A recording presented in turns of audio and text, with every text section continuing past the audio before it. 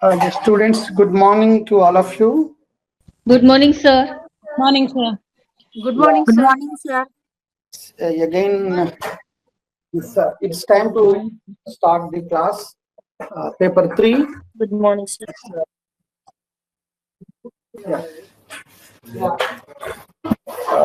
Today we discuss paper 3, that is background paper, unit 1. Unit 1 background paper. In this we have 7 components. These 7 components are very important components and gives you an overview of this paper. In fact, the entire paper depends on this unit. So,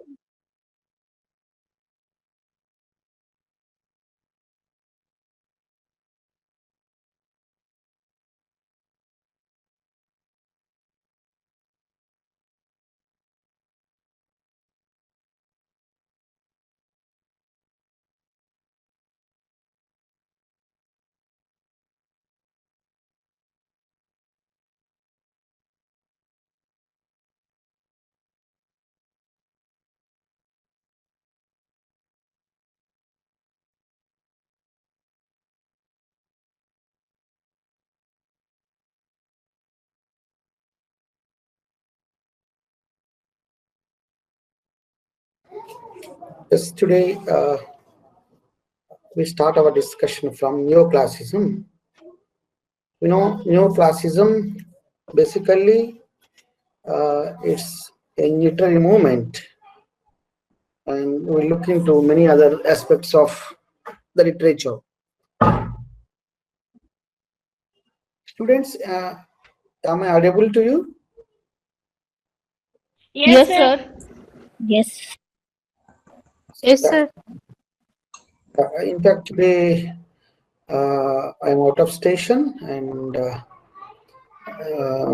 so that somehow I can manage the class with the help of technology. I'm far away from Hyderabad, and our discussion begins with neoclassicism. Are you able to see me, students? No, sir. No, sir. No, But sir. yes, sir. No, sir. No? No, sir.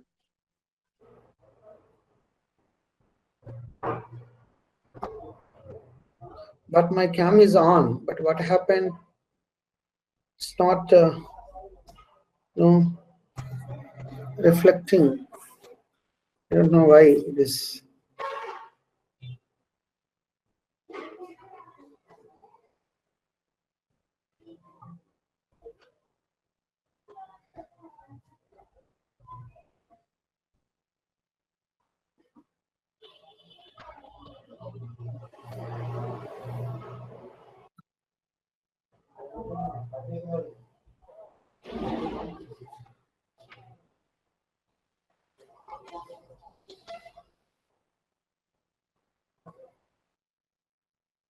The students look at here. I'm taking my class from my friend's laptop.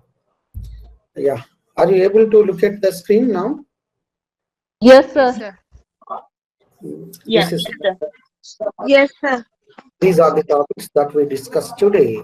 And I know that I have 2 classes today, pre-lunch and post-lunch, but instead of that, I would like to continue the 2 classes around 11 to 1:30, 2 o'clock, so that no gap, and you can take the lunch after my class. Is it okay to you? Okay, sir. Yes, sir. We can continue the 2 hours together. Yeah, the first one, neoclassicism. In the background literature, we have 7 important components. One is neoclassicism. The second one is rise of the novel. The third concept, sentimental comedy. And the fourth one, transitional poetry. And the fifth, periodical essay. Sixth, satire. 7, elegy. These are 7 important topics in our background literature. Now we start our discussion from neoclassicism. What do you mean by neoclassicism? Usually neoclassicism literature, it's very important period, and here and there we talk about neoclassicist principles, and it inspires the literary style in British literature. Basically, the literature, neoclassicist literature, was the literature which was written between 1660 to 1798. That means the Dryden period, the Restoration period in English literature, was started in the year 1660, and it was ended by 1798 with the publication of the lyrical ballads. So that broadly talking about neoclassical period was the period between 1660 to 1798. And also this, see, this period can be divided into three sub-periods: Restoration period, Augustan period, and Age of Johnson. Yes. Why it is called neoclassical period? Originally, classical period was associated with the associated with the Roman literature. Yes, it's not associated with the Greek English literature. So that when we talk about this neoclassical period, this was associated with Roman and Greek literature. That is why it was called neoclassical period. In this we find good number of writers, poets, and they contributed a good literature, wonderful literature during this period. Look at the screen. If you look at the screen, you can find why it was called neoclassical. Yes, because it follows the principles of Roman and Greek classics. That is why this period was a period of enlightenment, logic, and which emphasized on logic and reason. Yes, that is why it's called neoclassical period. And this great period was ended with the publication of Lyrical Ballads, 1798. Lyrical Ballads was the beginning of the Romantic movement. It was published jointly by William Wordsworth and Coleridge. And understanding of this neoclassical era helps you better understand in literature, because this was the period of comfortableness in England, and there were different notions in the neoclassical period in England. People were meeting at the coffee houses in those days and taking coffee and discussing different things of their regular life, like drinking new and warm beverages and making chocolates. A type of sophisticated society, and the things were discussed during this period. And also we can see good manners. I always tell you that good manners is always a big thing, because what is good to you may not be good to others. What is bad to you may not be bad to others. That's why this was the good manners. When we talk about the characteristics of neoclassical literature, and it was characterized by order. Everything should be in the order. The writers of this period gave importance to order, accuracy, and structure in their writings. Yes. Direct opposition to Renaissance attitudes. Yes. And it was a direct opposition to the writing style of Renaissance period. Yes. And also the neoclassical writers created the human being as inherently flawed, and they emphasized on different characteristics like restraint, self-control, and common sense. That is why, and this period was the time for conservatism, which was flourishing in both the politics and the literature. Yes, some popular types of literature in this period were parody, essays, satire, letters, fables, melodrama, rhyming with couplets. Yes, these are the different things of the literature. These are the different genres of the literature that were written during this period. Yes, as I told you earlier, and this neoclassical period can be divided into three broad periods. One is the Restoration period, another one is Augustan period, and the other one is Age of Johnson.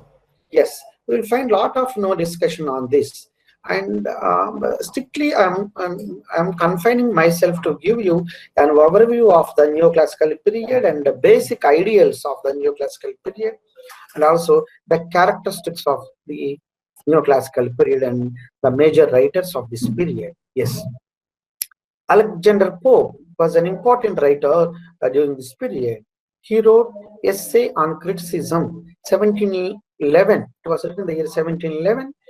It was like uh, a testimonial experience of the neoclassical principles, because it was a combination of attitudes towards the art and the human existence, like different ideals of order, logic, restraint, accuracy, correctness, restraint, decorum, and so on. That is why Alexander Pope was the best example when we look at the ideals of neoclassicism. Yes, and see, and Alexander Pope also wrote an important work that was Rape of the Lock. RAP, Rape of the Lock, was the mock epic poem written by Alexander Pope. It also talks about the neoclassical principles and the characters of neoclassicism. As I told you, basically neoclassicism was a classism type of thing, gave much importance to the rules, regulations, and prosodical devices of this period. The poets and the writers was not free. They were not free from the prosodical devices. They were confined to use the exact and accurate prosodical devices. Spontaneous expression among the poets or the writers were not permitted during this period. That is why neoclassicism was the period that was noted for the accuracy in the literature. And we find good number of writers in this period. We have great writers like Daniel Defoe, Richardson, Henry Fielding, Smollett, and their contribution to the novel.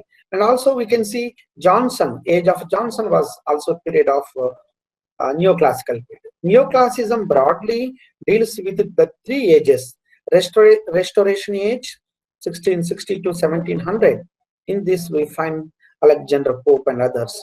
And Augustan age. In this, like Augustan age, in this we find 1700 to 1750.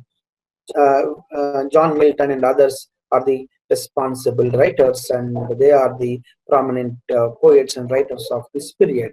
And also the ending period of the neoclassicism was called Age of Johnson, like 1750 to 1798. The whole century, I can say, the whole century was influenced with the neoclassical principles of literature. It was ended by, publication of the lyrical ballads, which was the joint publication of William Wordsworth and Coleridge. Yes, and we know the Romanticism and all. 1798 was the beginning year of the Romantic movement, and Wordsworth and Coleridge were the fathers of the Romanticism. Romantic literature was a revolt against the neoclassical principles of language and literature. Yes, it was a revolt, a sweeping revolt against the neoclassical principles. Why it was a revolt? Because Romantic poets, they gave importance to the spontaneity. Wordsworth clearly had given the definition for the poetry, that is the spontaneous overflow of the emotions recollecting tranquility. Yes, that shows that Wordsworth did not confine the literature to the sophisticated way of thinking, and they were free from the prosodical and metrical devices. That is why neoclassicism it faced a lot of criticism from the next period, that is Romantic period. And I must tell you one important factor at this juncture, that is the French Revolution. French Revolution 1789, and it brought a lot of change in the world literature, especially in the British literature. And Romantic writers were influenced by the French Revolution, and they carried the principles of the French Revolution. They tried to incorporate the French ideals into the English literature, and that is why this was happened. And like this, you have to understand the neoclassicism and the neoclassical principles. Students, are you with me? Yes. Yes, sir. Yes, sir. Yes, sir. Am I giving you trouble or boring you? No, sir. No, sir. You're clear, sir. No. Huh? Am I walking alone or are you with me? We are with you, sir. Thank you. Thank you. Sir. Yeah, here my cam is not working, so that even you cannot see me, and but I can share my screen. Hope you are looking at the screen. Yes, sir. Are you able to look at the screen clearly? Yes, sir. Yes, Yes. sir. Students, if you find any difficulty, please interrupt me. If you find any difficulty, please interrupt me. Right?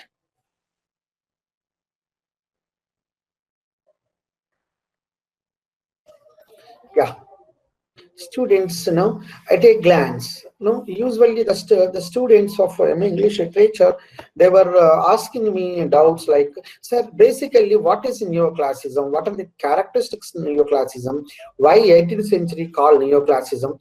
And what are the examples of neoclassicism? And what are the basic differences between neoclassicism and romanticism? These are some basic questions usually ME English students were asking me in my regular classes. Keeping those points in my mind, I have prepared some of the short questions to make you to understand the neoclassical literature. Students, are you with me? Yes, sir. Yes, sir. Yes, sir. Yes. sir. Good, good, good. Can you tell me what is neoclassicism? Can you read it out? Neoclassicism was a Western cultural movement in the decorative and visual arts, literature, theatre, music, and architecture that drew inspirations from the art and culture of classical antiquity.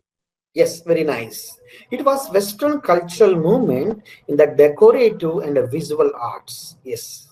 It was a cultural movement, that cultural movement from Western side, and which influences not only literature but also theater, music, and architecture, and inspiration from classical antiquity. We know what is classical antiquity means, and it was inspired by those principles.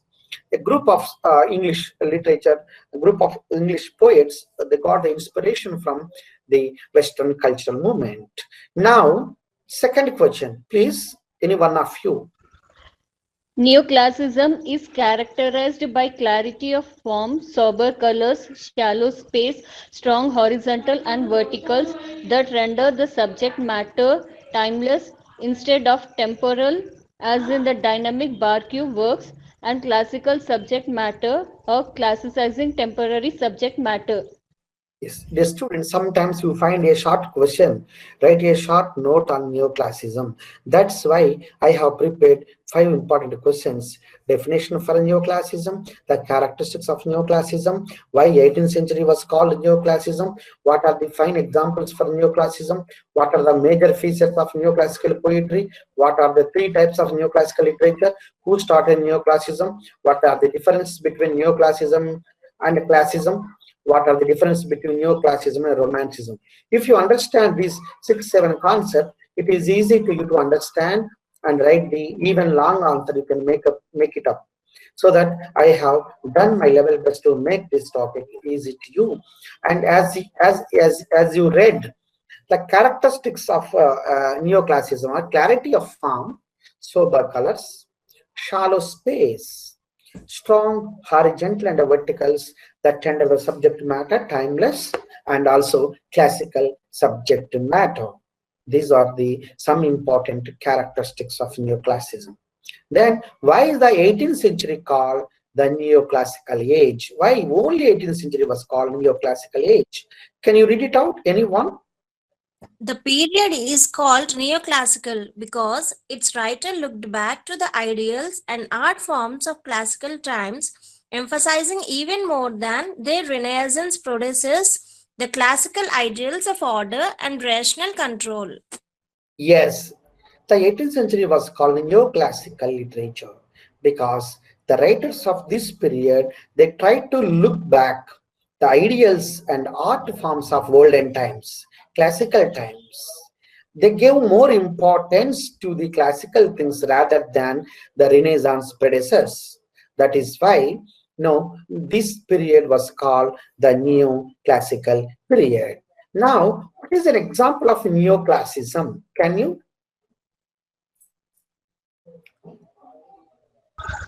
Neoclassical works Examples of include the paintings, Virgil reading to Augustus 1812 and Oedipus and the Sphinx 1864. Both David and Ingres made use of the highly organized imagery, straight lines, and clearly defined forms that were typical of neoclassical painting during the 18th century. Yes, neoclassical works include basically it was inspired by the paintings of Virgil. Yes, reading to Augustus and Oedipus and the Sphinx 1864. Because of these things and the neoclassicism was strengthened. It was strengthened. It got the popularity during this century. What are the major features of neoclassical poetry? Can you? The school of neoclassical poetry dated between 1660 and 1798 marked a return to the classic Greek and Roman convention of poetry. Major characteristics included the use of allusions, the heroic couplets, strict meter and rhyme, and topic discussed in the public sphere. Very nice. See, major characteristics of this period, very, very important understanding of this point is the major features of neoclassical poetry. Neoclassical poetry was the poetry that was written between 1660, which is called the Restoration period, to 1798, the year of publication of lyrical ballads, and it was like classic Greek and Roman conventions. Major characteristics were allusions, heroic couplet, strict meter, rhyme, and all given much importance to this period. Next, what are three types of neoclassical architecture? I'm talking about architecture, not talking about literature. How the architecture played an important role in the standing of neoclassical literature. Yeah. Can you, students? Can you? Yeah, neoclassical building can be divided into three main types. A temple style building features a design based on ancient times, while a Palladian building is based on a Palladial style of villa construction. The third type is a classical block or square building described later in the section. Yes, basically neoclassical architecture was the three types: a temple style, first style, Palladian building based. The third one is classical block. These are the three types of neoclassical architecture of that time. Basically, who started neoclassicism?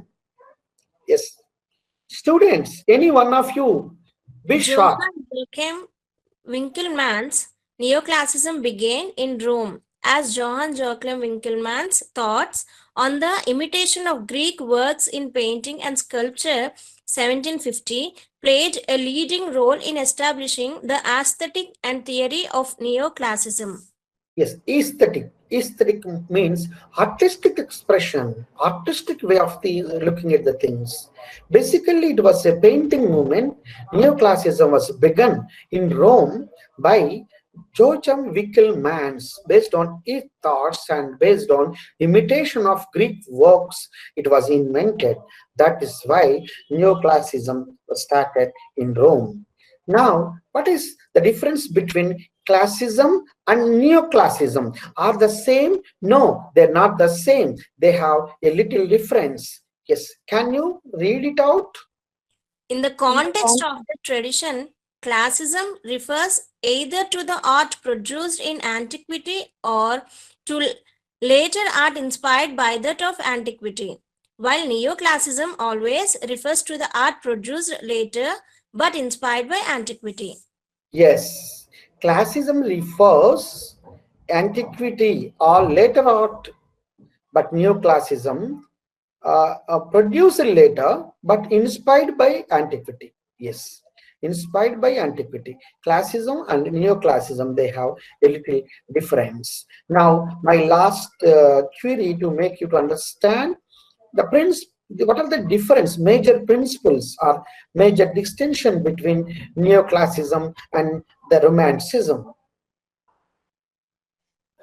The principal distinction between neoclassicism and romanticism is that neoclassicism focuses on objectivity, reason, and intellect, while romanticism stresses on human creativity, nature, and emotions or feelings. Neoclassicism pays respect to the old style of Greece and Roman art periods. Very, very important understanding this point also. Basically, we find the discussion, the major differences between neoclassicism and romanticism. As I explained to you earlier, neoclassicism it gives much importance to objectivity, reason, and intellect, whereas romanticism focuses much on human creativity, nature, because all romantic poets are like priests of nature. They gave much importance to the nature. Wordsworth was called harbinger of nature, priest of nature. They have close relation with the nature. Romantic poets have a close relation with the nature, whereas neoclassicist poets have given lot of importance to intellect and the reason. And neoclassicism gives a lot of importance and reverence to the old style of Greece and Roman art periods. This is something about neoclassicism and its ideals, its way of understanding its journey.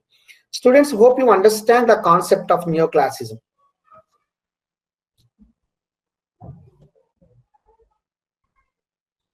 Students, do you understand neoclassicism and its principles? Yes, sir. Yes, yes, sir. Is it clear? Yes, Yes, sir. sir. Yeah. The next concept today is the rise of the English novel. The rise of the English novel. Yes. And see, these background studies, background topics are very important for your examination point of view, because if you understand the background literature, and it is easy to you to understand the poetry or fiction or drama or prose, even the rest of the units. If you understand the background, it is easy to understand the poetry by William Blake, Songs of Innocence or Songs Experience, was why they were written, what were the ideas behind it.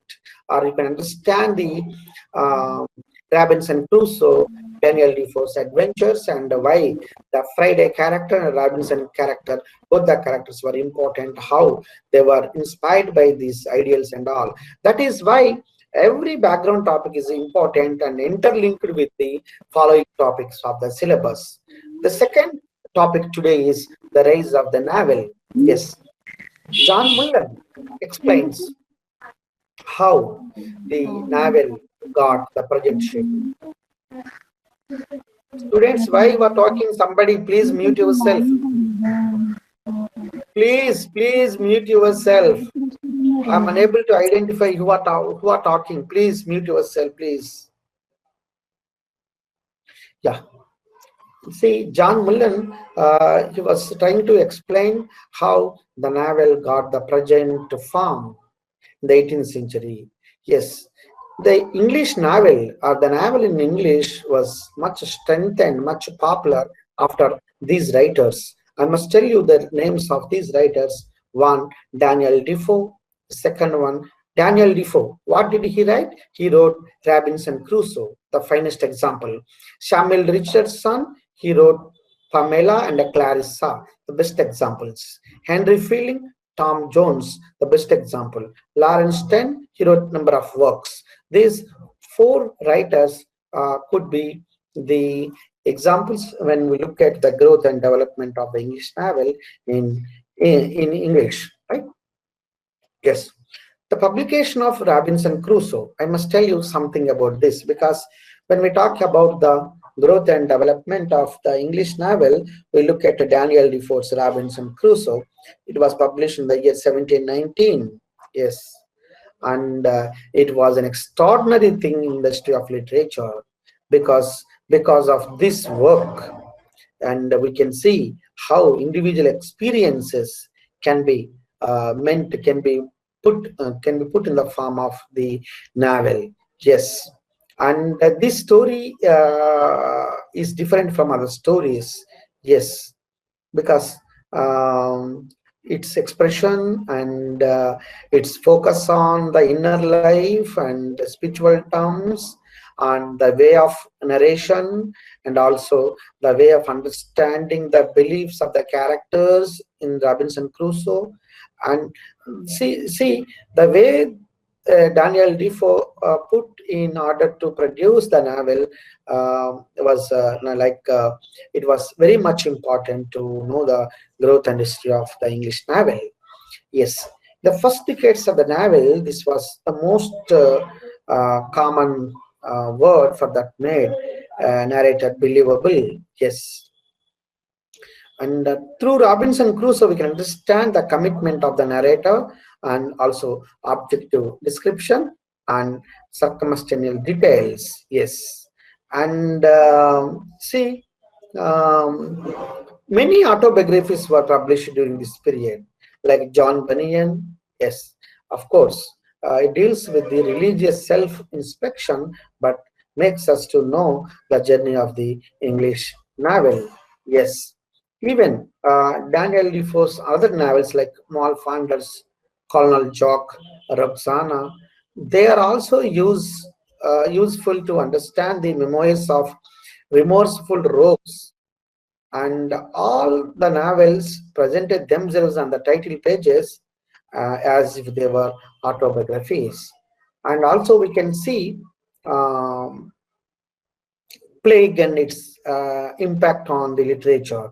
The great experience of the Great Plague of 1665, and its account was so wonderful in order to understand the journey of the English novel. Yes. When we talk about the word novel begins as if it were a true story. Yes, Daniel Defoe's fiction was not noticed by contemporary literary critics, and not included in the discussions of the best literatures of the age. Yes, and the preface to Robinson Crusoe has many words for the narration, like story, adventures, account, life, history, fact, but none of them is that one novel. Yes, that is why it is very significant that the readers did not yet use this word to describe this new genre. Yes, and many of the leading writers within the period, we have women writers. Yes, women writers also produce different types of works, and they also contribute a lot. I must tell you about this novel, that is Pamela. Pamela was the most influential novel, and it was one of the critical novels. It was published in 1740 by Samuel Richardson. Yes, this novel explains the heroic efforts of 15-year-old servant girl to resist the attempts of her master. Yes. In this, we can see Mr. B to seduce her was an immediate bestseller. Yes, Pamela is also called Virtue Rewarded. Pamela or Virtue Rewarded, an important work by Samuel Richardson, which is the best example for English novel. Yes, and one more thing is Pamela was the finest example for epistolary novel. Epistolary novel is the novel which is written in the form of letters. We have different novels. In that, epistolary novel is the novel which is written in the form of letters. Yes, the genre is very important to us. Yes, and as I told you, Pamela was written in the letters, and talking about the different things of the central character. And also it was the finest example for colloquial experiences, colloquial way of giving experiences. Yes, and undoubtedly Richardson made a great effort in order to bring the popularity to the English novel. Yes. And I must talk about another novel, Joseph Andrews' Tom Jones. Yes, Joseph Andrews and Tom Jones. These are also first full-length novel. Joseph Andrews as one of the most powerful novels of this period, as one of the most powerful novels of this period, and it's also called the one of the important things. And one more novel, Clarissa, Richardson's second novel, Clarissa, which was also written in letters, but this time, no, this Clarissa is featured with several different fictional correspondents. Yes, I'm talking about different things of the life. The central character played an important role, and it makes us to know the inner journey and the spiritual things of the life. And undoubtedly, Clarissa is a massively long novel, and it's also challenging to modern readers because of the artificially of its use of letters. And we can see the psychological complexity and the tragic ambitions in this novel. In this way, the English novel was developed gradually, but no, talking about Robinson Crusoe, uh, the writer's narration, writing style, the way of expression, mannerism, linking the thoughts, logical presentation, and all are the legacy of the English novel. That is why Daniel Defoe's Robinson Crusoe, Pamela, Clarissa, Tom Jones, these are the finest examples of the English novel. And English novel try to look at the lifestyle of the middle class people after 18th century. Yes, the journey started in 17th century, late days of 17th century and the 18th century. Now we know that how the novel responds, how novel has become an important genre in the English literature, how it plays an important role and all. This topic gives you an overview of the English novel and its growth and development, rise of the novel. Of course, in our course book, you have information, and with this information, and you try to combine this information with the information that which you have in your course book and make a beautiful answer for the question, the rise and growth of the English novel. Students, okay, are you with me now? Yes, sir. Yes, sir. Yes, sir. Have you understood the rise and the growth of English novel and important contributions? Yes, sir. Yes. Yes, sir. Saying yes, or did you get it something?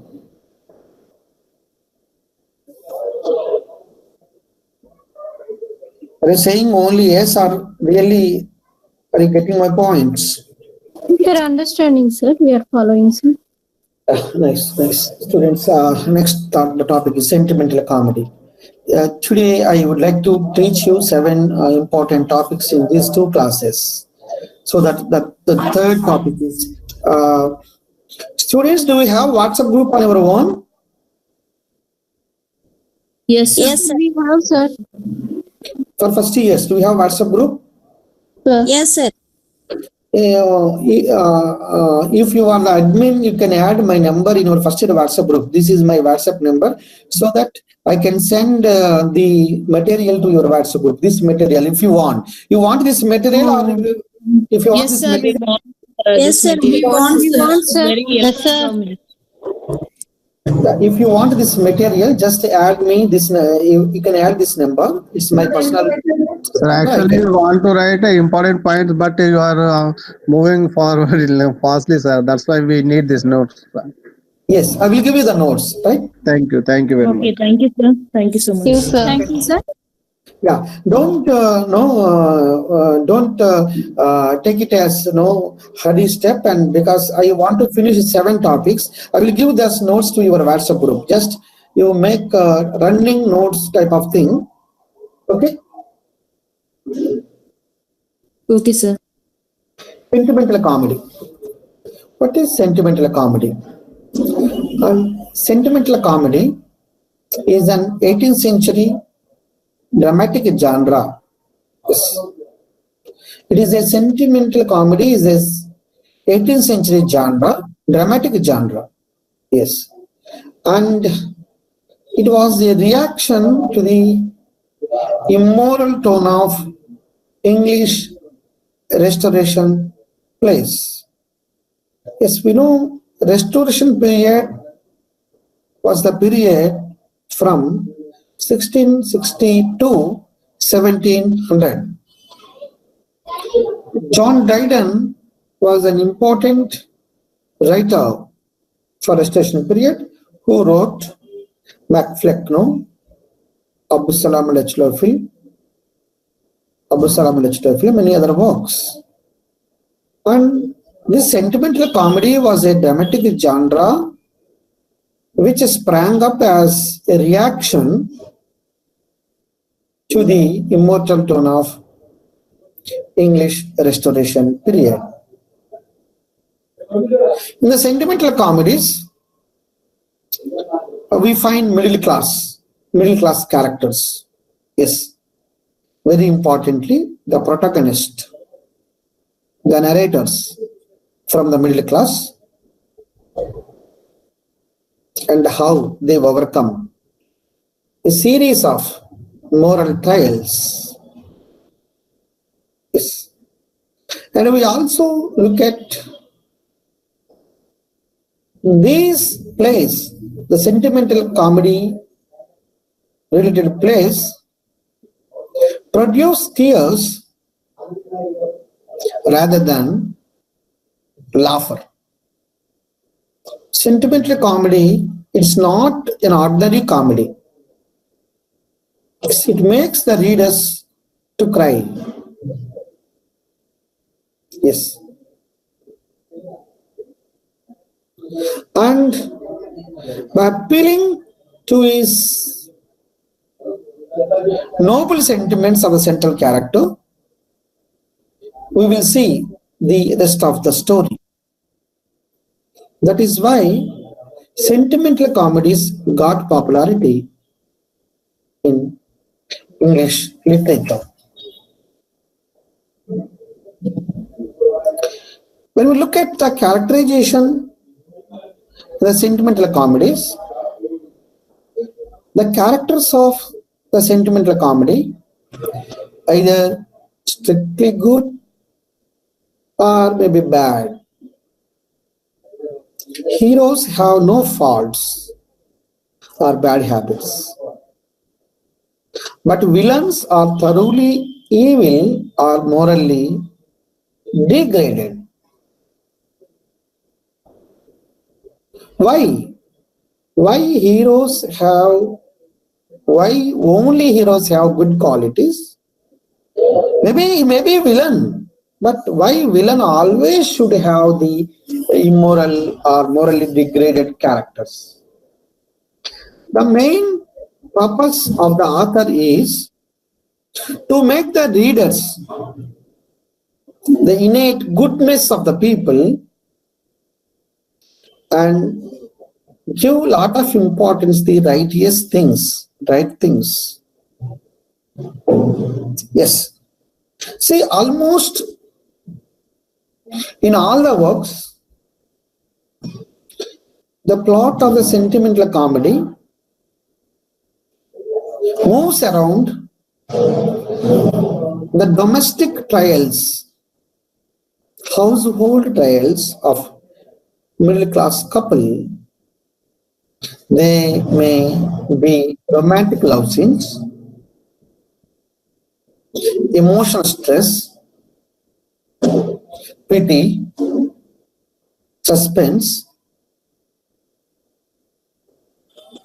in order to reach happy ending. We know that comedy, tragedy, tragic comedy. Basically, comedy is something lighter characters, which deals with the lighter characters with happy ending. Tragedy, central character, ambitious, ends with the tragic note. Tragic comedy, the combination of a little tragic, more comic with happy ending. But this sentimental comedy makes the readers to cry, to think. Usually, it is found in dramas, English dramas. Yes. The playwrights of this genre, the dramatists who adapted this genre, they aimed to make the audience to tears, not laughter. Yes. Silent sympathy and provoking the thought of the audience.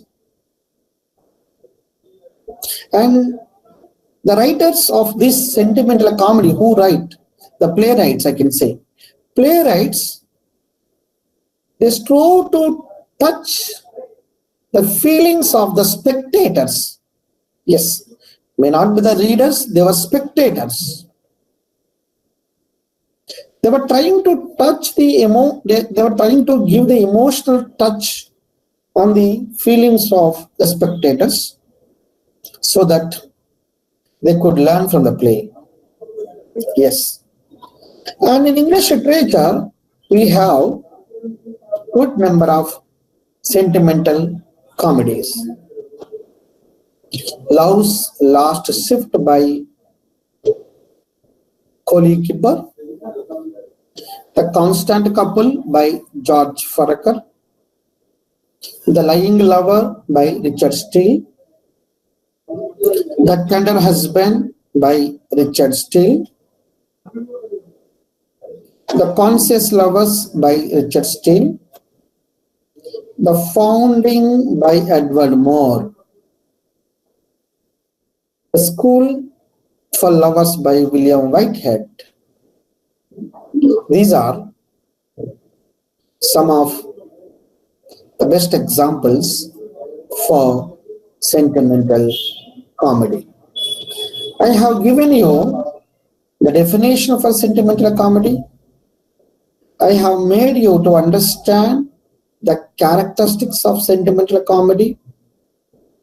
I have done the important things of the sentimental comedy and listed out the important sentimental comedies in English literature. With this little background, we try to understand the sentimental comedy and its influence and its major impact on other things or on contemporary literature. Students, are you okay now? Yes, sir. Understood. Okay, sir. Yes, sir. Yes, sir. Yes.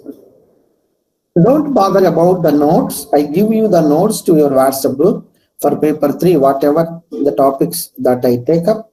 I provide the simple notes and I will send the simple notes to your WhatsApp group also. So that I need your attention in order to understand my ideas, in order to understand the things in an easy manner, in a better way. Now, we move to transitional poetry. Now we move to transitional poetry. Yes, Gray, Burns, and Blake, they were called transitional poets. What was transitional poetry? How it was influenced the literature, and what are the important things of transitional poetry? Yeah. For every background study, you need to understand the concept, and also you need to prepare your own notes after our discussion, and also by looking at the course book which is given to you already. Because Sir, we can't see your presentation, sir. Yes, hello, sir. It is not visible, sir. it's not visible. Yes, sir. Yes, sir. Yes, sir. Okay, I only stopped the share screening because I want to know how many of you will ask me whether you are looking at the screen or not. So only 3 people have identified that. No, sir. We are Hmm. Yeah, thanks. Thank you very much. Thanks to you because you have I only stopped the share screening whether you are really with the systems or not. That's why I have stopped. Yes. Now it's clear that at least some of you are really interesting and looking at the things. So now you can look at the screen. Are you okay now? Yes, Yes, sir. sir. Not visible, sir. Still. visible. Not visible. Now Why? it Yes, is sir. visible, Still it is sir. not visible, sir. It is Now it visible. is visible, sir. Not visible. Visible, sir. Now it is visible, sir. Now it is visible. You can see the screen. Good. Transitional poetry. Yes. We have seen the neoclassical poetry, but this is transitional poetry. What is the period of transition? Usually, we know that transition period is the period that was the point where we are moving from old to new. That can be called the transition period. Yes. Now it is the transition period in the learning, because gradually we are moving away from offline class. We are coming close to the online classes. This is a transition period in the learning process. Last year you have attended my classes or our classes face to face in the face to face classroom. Now simply you are looking at the screen and trying to understand the things.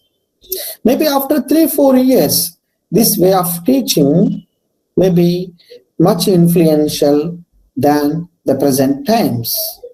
So what I'm trying to tell you is the transition period, the period from the point from old to new. When we are moving to the new things, leaving out the old things, that period was known as transition period. But this is transitional poetry. Gray, Burns, and also Blake, William Blake. Gray means Thomas Gray, Burns means Robert Burns, Blake means William Blake. These were 3 important transitional poets in English literature.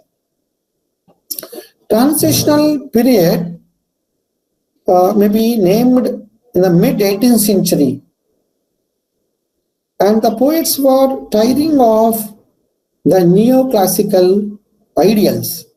What were the neoclassical ideals? Reason and wit were the neoclassical ideals.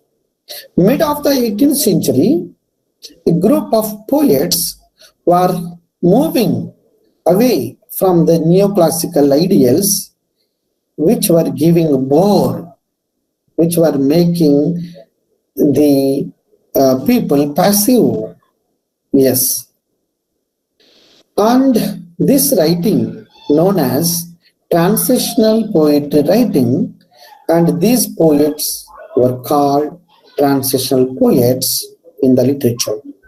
If you understand the first paragraph, you can have an overview, an overall understanding of the transitional poets and poetry. Yes.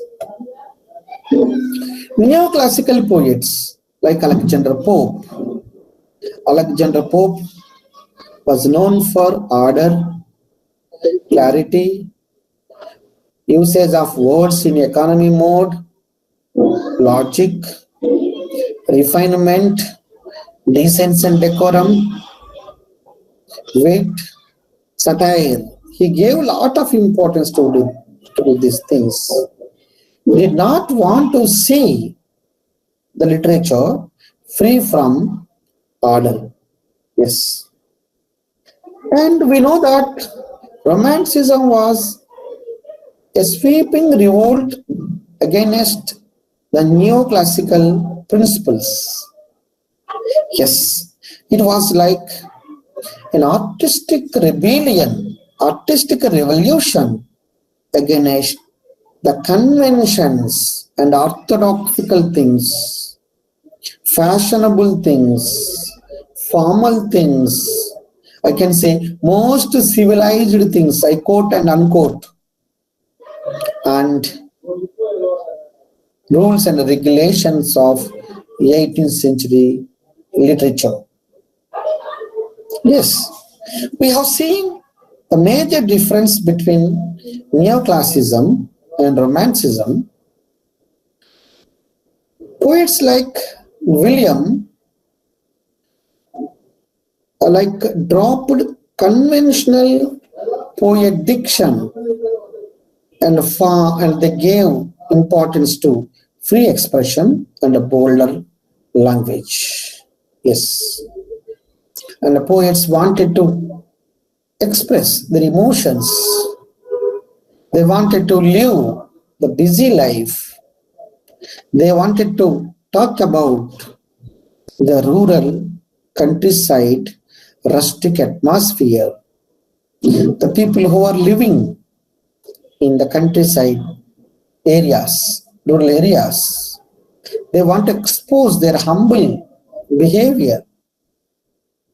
And the humble behavior, humble things of the people of the countryside became the subjects of the transitional poets. Maybe today morning, Dr. Upender might have explained you about William Blake's poetry. What was the today's morning topic? Lamb. The and the tiger. The lamb. Tiger. The innocence. Yes. Innocence. Songs of innocence. Yes, songs of innocence and songs of experience. Songs of experience. Yes. Sir, I have a doubt, sir. Yes, please. Sir, you said no, sir. They want to expose their humble behavior. It is about the rural people or about the poets, sir? The poets expressed the behavior of the countryside people. Oh, okay, sir. Yeah, these transitional poets like William Blake, Thomas Gray, and Robert Burns, and they caught in the middle of neoclassical writing, and the neoclassical writing and the Romantic age. The writers between neoclassical writings and the Romantic age were called as the transitional poets. Yes. Thomas Gray. Yes. If you look at his writings, what he believes, Thomas Gray, what he believed was good in the world, neoclassical tradition. And Thomas Gray brought back to the life the use of the first person singular in his famous poem, elegy written in a country churchyard. Elegy written in a country churchyard is the best example for an elegy. It was written in the first person point of view and considered as barbarism by 18th century norms. Yes, but we can look at, if we look at Grace elegy written in a country churchyard, and we can wonder, we can see the beautiful natural settings in transitional poetry. Yes, it deals with the lives of common people, unknown, countryside, rustic men and women, not only in terms of their lives, but also in terms they might have been. Gray is unafraid to see the poor and emotionally illustrate how the death affects in their life. It was presented in his famous elegy, the elegy written in a country churchyard. Yes. And another poet of this period, Robert Burns, a Scottish poet, frequently counted wholly as a romantic poet. Yes. And whose work often makes him a more transitional as it incorporates both neoclassical and romantic ideals. Yes. And we can also see William Blake, of course, the most important transitional poet. As the transitional poet, he spoke about the common standards of rationality and restraint. Yes. And he had used bold, unusual symbols to elaborate the divine energies at work in the universe. If you look at some of his poems like The Tiger, this poem deals with an awe-inspiring mood coupled with the deeply universal concerns and experiences. Yes. And also the poem Tiger is symbolically presented to expose the evil in the mankind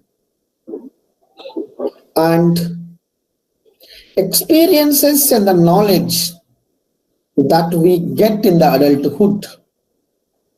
Yes. That is why the poem The Tiger is much important. Even we have the lamb.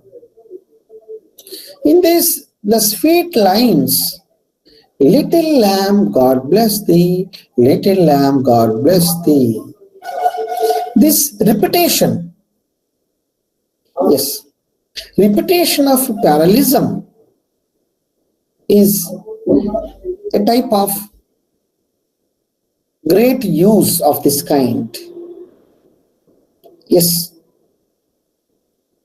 That is why William Blake has contributed a lot to the transitional poetry. And the transitional poets were no longer afraid to feel, and brave men who put their hearts on paper for all to see. Yes. They expressed a simple affection for uncomplicated country life, and they spoke about different things of human life like death, religion, and country setting, universal truths, and all. Broadly talking about, maybe Thomas Gray, Robert Burns, or William Blake, their adventures make the readers and guides the readers to the new lands. Yes. And they also make the readers to understand the unconventional devices, maybe dialects, that may be emotions, that may be egoistic usages.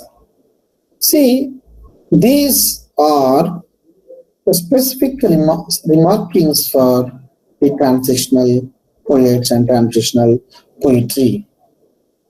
Yes. And Gray and Burns, and their contribution as the transitional poets marked the beginning of the end of neoclassicism. Yes. That is why these transitional poets were called pre-romantic poets. Yes. These three poets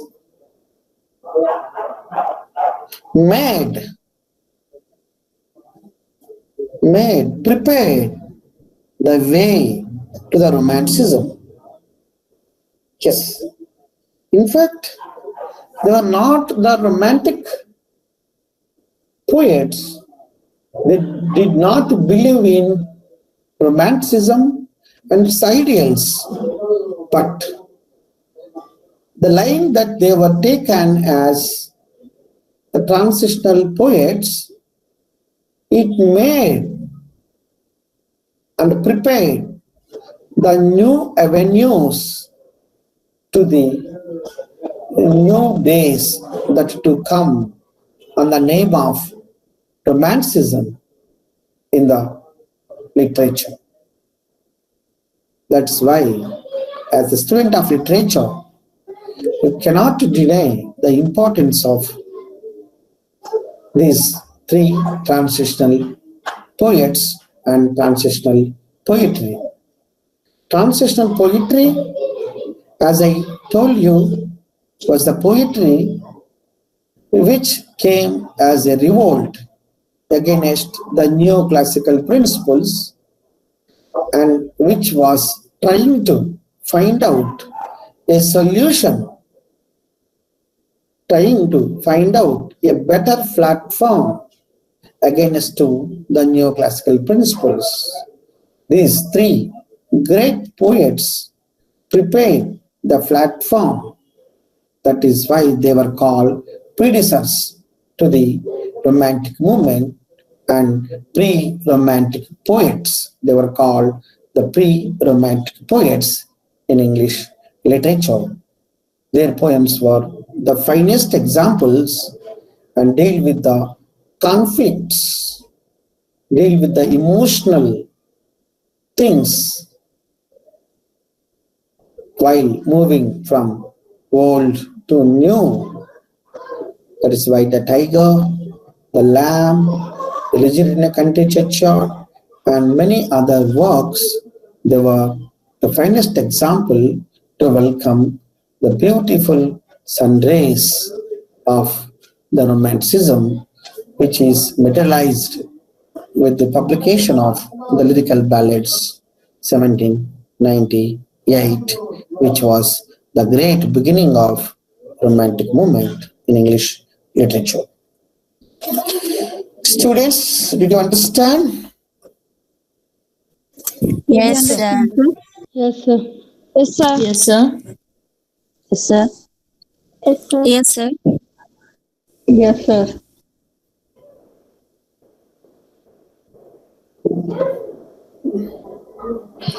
Yes. Can you respond? What is transitional poetry? Any one of you? This began against the neoclassicism, sir. Yes, sir. We are moving to old to new transitional poetry means.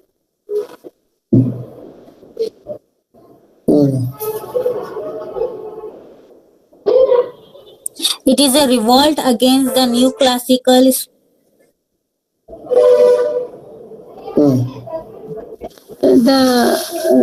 They marked the end of the neoclassicism, sir.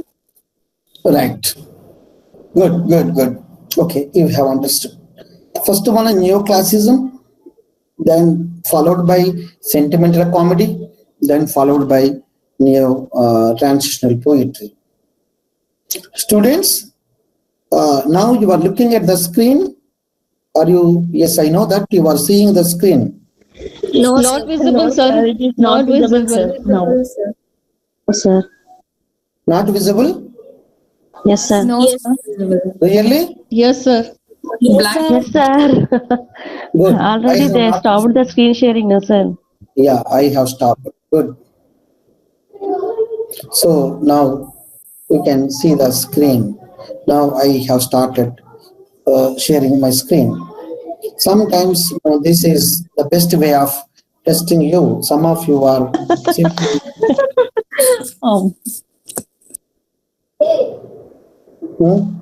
I do not find any other way to identify, to test you, but this is the way which I can test you, and you can ask me like this, right?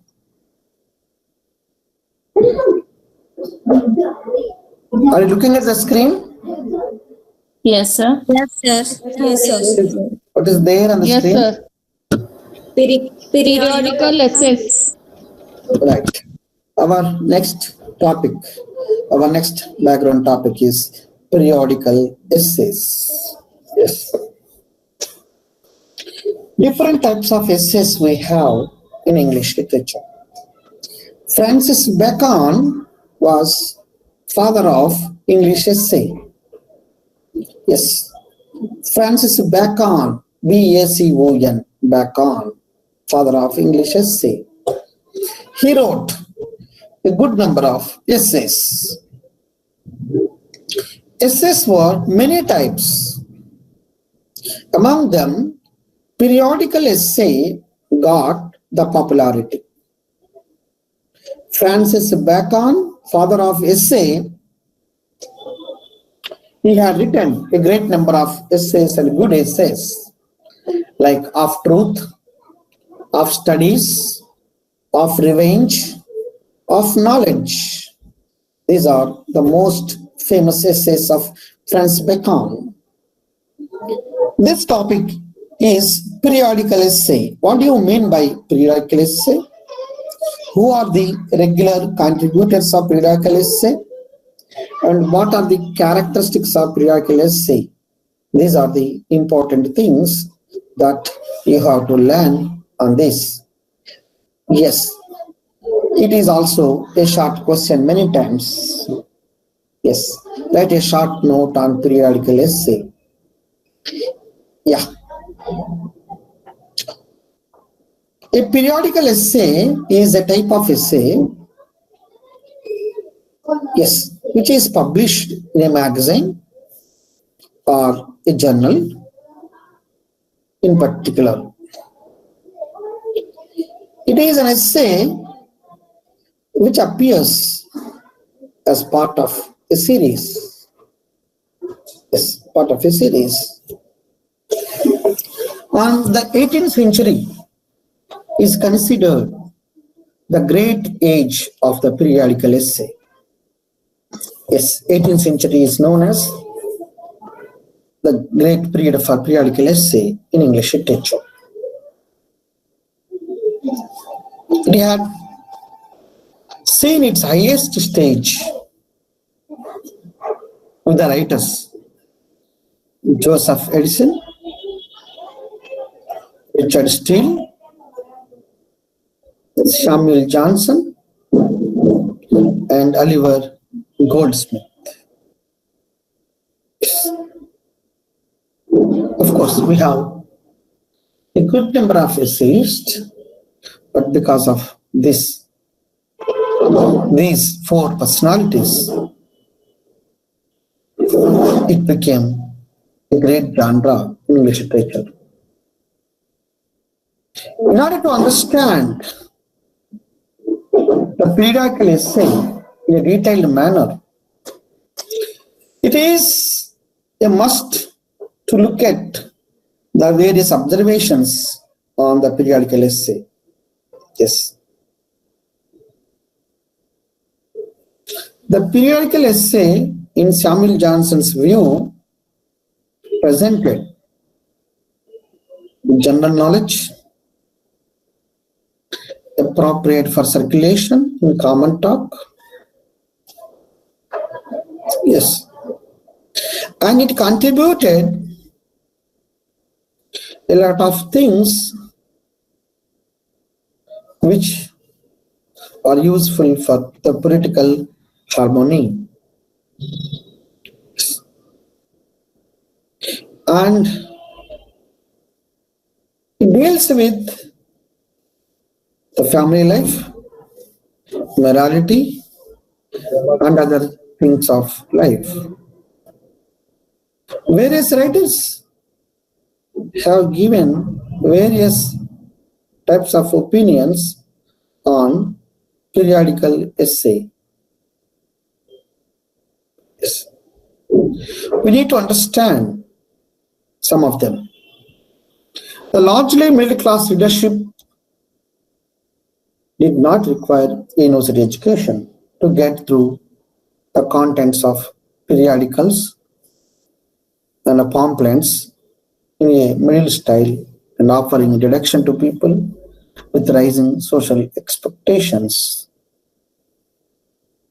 Addison and Richard Steele were the outstanding contributors among the periodical essayists. Because of these two great personalities, Addison and Richard Steele, because of them, periodical essay was taken a new shape. It was given a new style and contents in order to satisfy the interests, the tastes of the contemporary readers. Yes. And also, you need to understand one more observation of that period. Can you read it out, this paragraph, the most pronounced feature?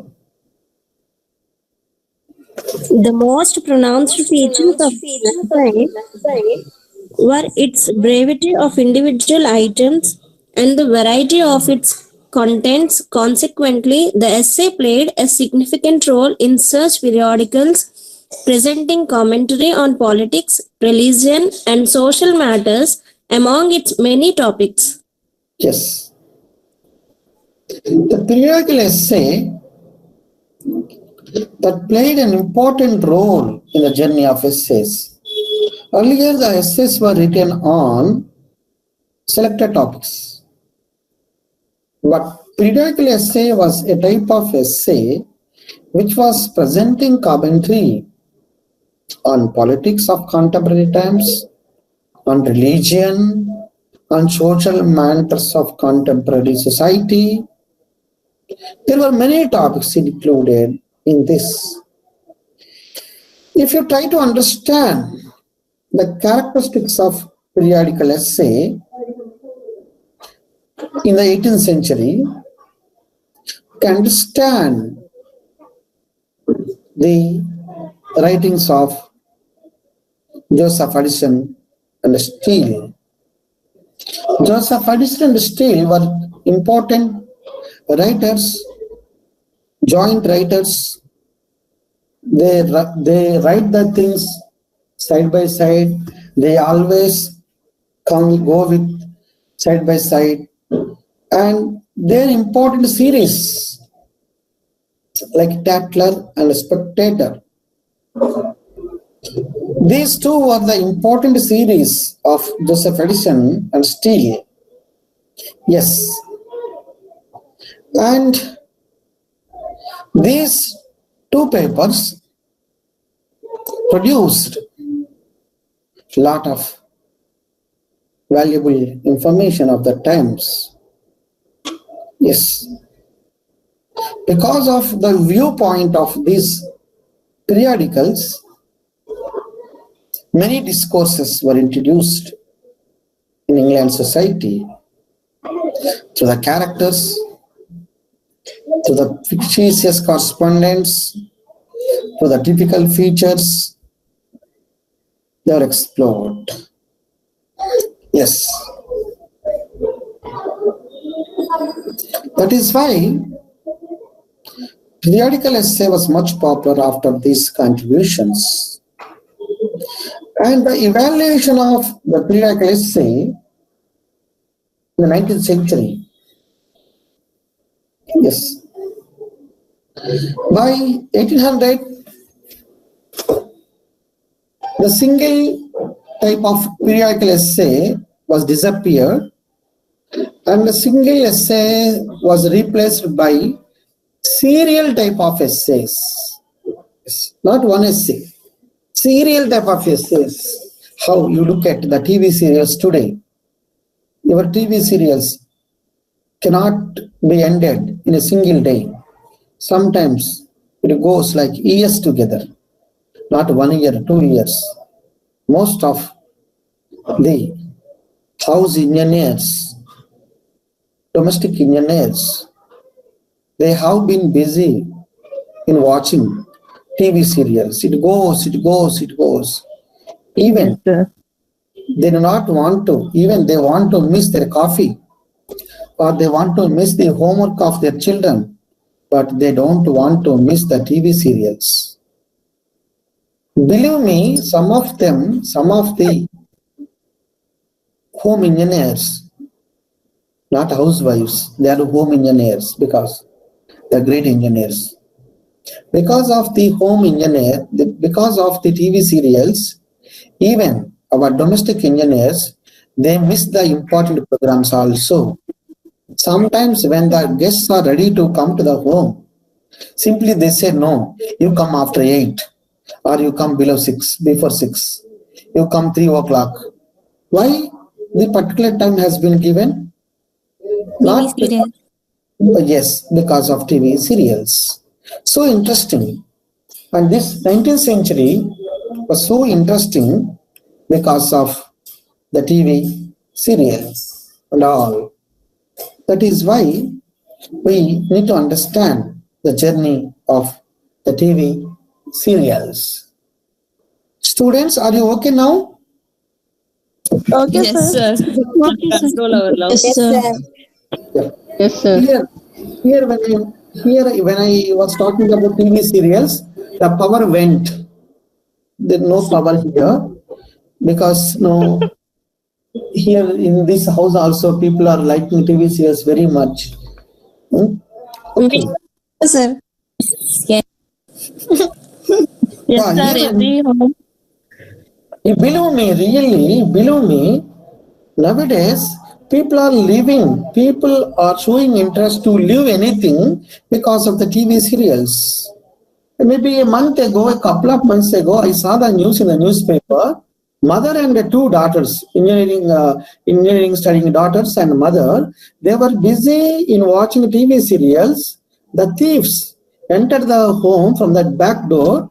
They had taken gold, jewelry and everything from their cupboard. Later they realized that the house was stolen. Right? I had read it in the newspaper. That was the impact of the TV serials now and then. Is it or not? Yes, sir. Yes, sir. Yes, sir. So you are In every giving home like that, people are staying. every home may not be every home. You are not, the ordinary people. You are English people. So I may not expect this answer from you immediately. You have to give the negative response to my comment. Not the part. Don't support me in this because you are not an ordinary woman. You are like, you No, are, sir. Some elders are doing like that. They're getting more. Are getting more. Yes. By 1800, single periodical essays had virtually disappeared and replaced by the serial type of essays. Yes. By the time come to early 19th century, familiar essayists like some of the essays like Charles Lamb. Charles Lamb was known for good essays. He wrote comic essays, tragic essays. His pen name was Elia. He wrote great number of essays with his sister, and his essays were published under the title Essays of Elia. Good number of essays, and it attracted the concentration of the middle class. Yes, middle class attention. Middle class attention. It attracted the middle class of the contemporary times. And one more contribution of this category, Thomas D. Quincy, and who blended periodical essays with a lot of things like autobiography and literary criticism. Yes. Thomas D. Quincy was also known for periodical essay, and in which he blended autobiography and literary criticism. We can see both the things in periodical essay. And another personality, great personality like William Hazlitt, sought in his periodical essay to combine the literary and unconversational. So that these three personalities like Charles Lamb, Thomas D. Quincy, and William Hazlitt, these were the three important persons of this category. Yes. And look at columnist and contemporary periodical essays. Yes. And look at the contemporary periodical essays. Writers of popular periodical essay have in common both brevity and regularity. Yes. And their essays are generally, intended to fill a specific space in the publications. Yes. And columnists always, they have more liberty in expressing the things. Unlike freelance essayists who can shape the article to serve the subject matter, the columnist more often shapes the subject matter to fit the restrictions of the column. Yes. That is why, and it makes the writer to limit and omit the material. Yes. And undoubtedly, periodical essays played an important role in the literature, and it was many, writers wrote their writings in the form of periodical essay. This is something about the journey, growth, and different things of the periodical essay of 18th and 19th century. Students, did you understand? Yes, sir. Yes, we have two things to be completed, that is satire and elegy. Two things. You want to break for some time? Only 5 minutes break. You want break for 5 minutes because I continue the class. No lunch period. After my class, you can take the lunch. If you want to break Okay, for sir. 5 We minutes, will take a 5 minutes break, sir. 5 minutes only. Then we continue the class till 2 o'clock like that. Then 2 to 3 Okay, will thank be you. a lunch period, right? No lunch period now. Don't take lunch. Okay. No lunch now. After this only you can take the lunch. Maybe 5 minutes break. After break we will meet and continue the class till 2 o'clock. After 2 to 3 you can have your lunch, and at 3:30 you will get another class. Right? Okay, sir. Is it okay to you? Okay, sir. Okay, sir. Okay, sir. Okay. Yes, sir. Okay, Yeah. sir. Okay, sir. Nice. Take break for 5 minutes.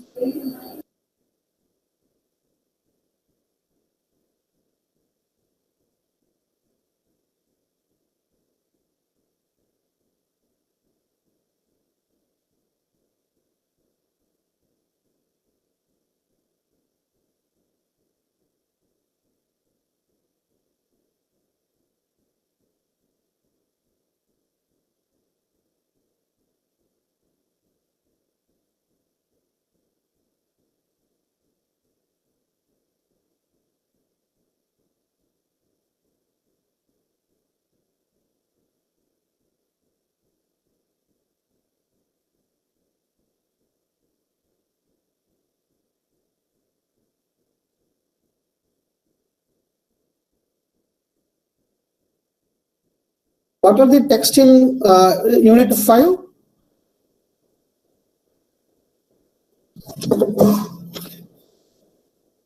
Students, what are the texts in Unit 5?